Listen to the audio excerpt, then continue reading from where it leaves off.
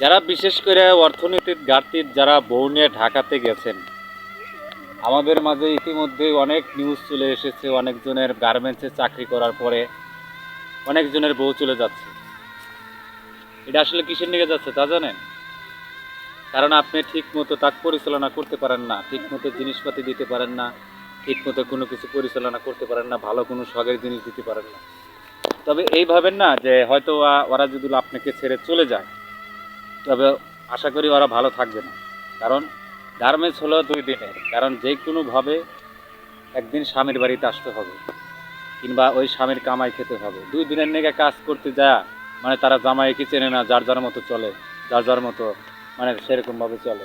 তবে আপনারা কোনো সময় ভাববেন না যে হয়তো বা আপনারা গার্মেন্টসে গেছেন, সারা জীবন চাকরি করে খাবেন, জামাইয়ের কামড়ে এসে পড়বেন না, কিংবা জামাইয়ের কাছে আসবেন না, কিংবা জামাইয়ের কামাই আর খেবেন না।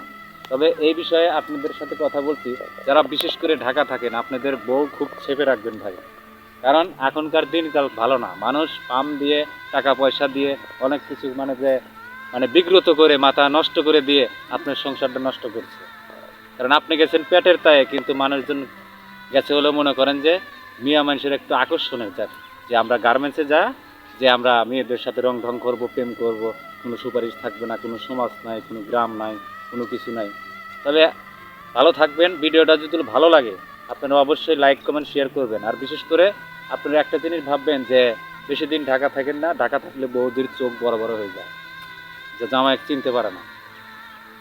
আশা করি সবাই ভালো থাকবেন, কথাটা বুঝতে পারছেন।